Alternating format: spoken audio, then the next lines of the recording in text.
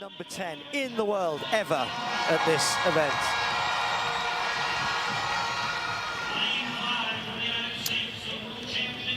Well, Clayton got a great cheer. McLaughlin-Levrone, I'm sure the Jamaican crowd will give her an equally good welcome.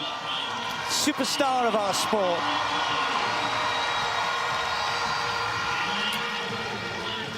Sian Salmon has shown that she's got incredible ability in this event.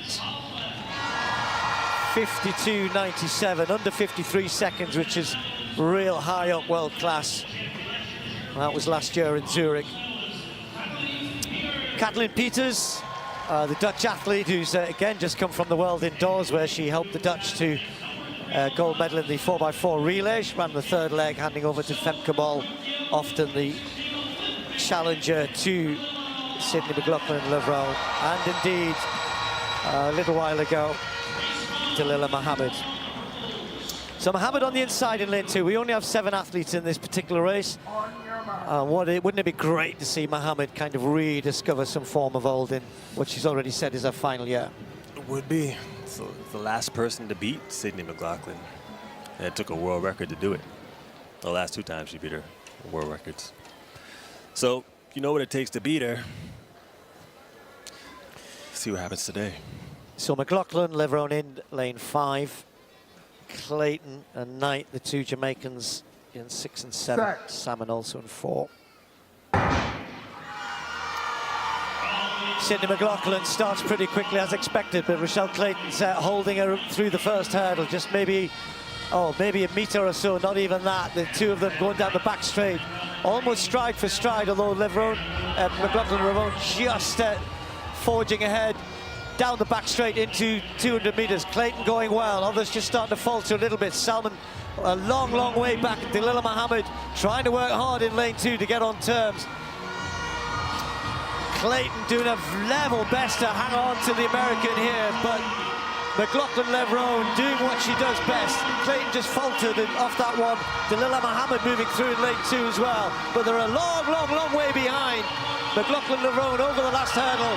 Storms on now, just watch the clock here. See what she's going to give us here in Kingston. 52.76. Muhammad with an excellent run in lane 2 to take 2nd spot.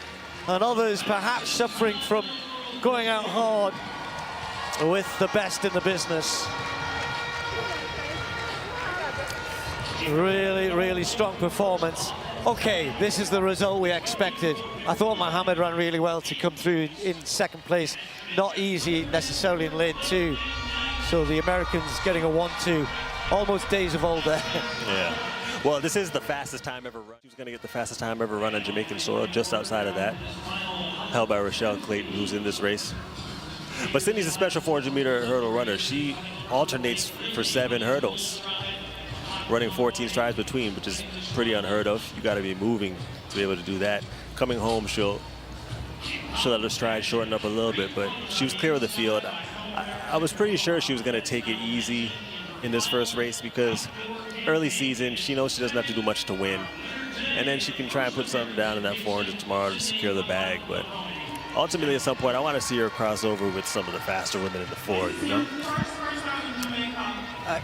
It's a measure of her ability. There's so many women in the world would dream of running 52.76, and she can make that look not workmanlike, everyday performance, just easy, just comfortable. She was looking at the clock. I don't think she thought maybe she'd gone a bit quicker.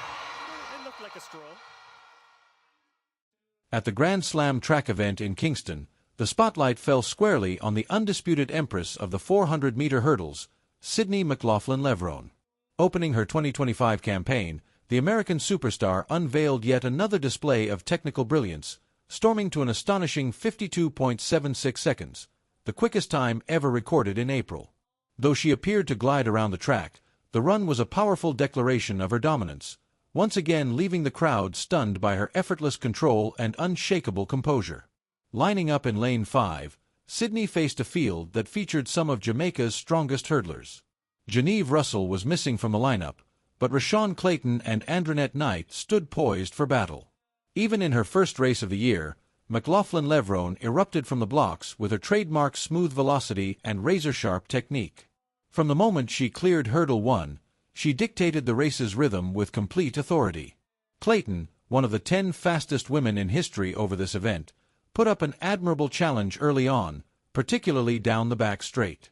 For a brief moment, it appeared she might hold within range. But when the race reached the 200-meter point, Sydney unleashed her second gear, breaking away with her distinctive 14-step pattern between barriers, an extraordinarily demanding technique executed by only a handful of athletes, and by none with such elegance.